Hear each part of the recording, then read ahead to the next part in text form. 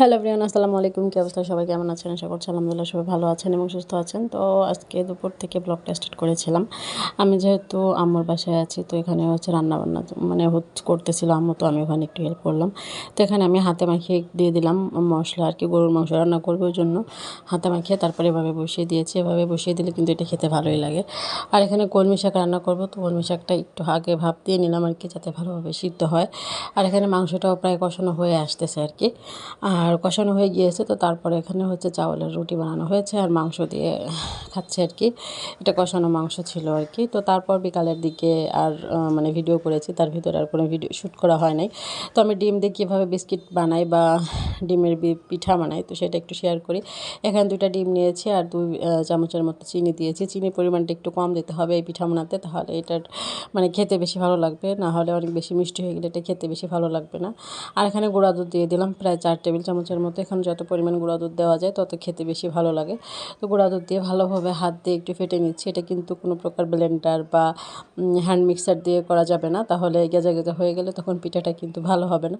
তো তারপরে এর ভেতরে আমি ময়দা দিয়ে দিলাম। তো ময়দা দিয়ে ভালো করে একটা শুকনো মানে শক্ত করে একটা ডো বানিয়ে নিচ্ছি।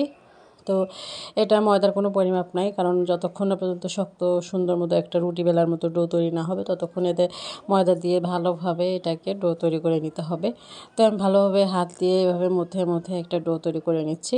তো সকালের নাস্তায় বা বিকালের নাস্তায় কিন্তু এই পিঠাটা খুবই ভালো, বা বাচ্চারা অনেক বেশি পছন্দ করে। আর এটা অনেক দিন সংরক্ষণ করেও রাখা যায়, বা কোথাও কেউ গেলে তাকে পিঠাটা বানিয়ে দেওয়া যায়, যাতে সে 4-5 দিন একদম নর্মালি রেখে খেতে পারে, বিস্কিটের মতোই বলা যায় আর কি।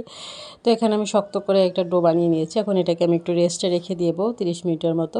তো রেস্টে রেখে দেওয়ার পর আমি এখানে বানানোর প্রসেসটা শুরু করে দিচ্ছি।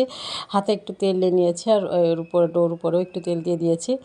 তো তারপরে এটাকে সুন্দর মতো করে একটু রুটি বেলে নেব আর কি, রুটির মতো করে। এটা সহজে বেলা যায় না, কারণ এটা অনেক শক্ত আর তেলের মতো মানে তেল তেলে যেহেতু এটা একদম উঠে চলে আসে, তারপরে অনেক ধৈর্য সহকারে কাজটা করতে হবে।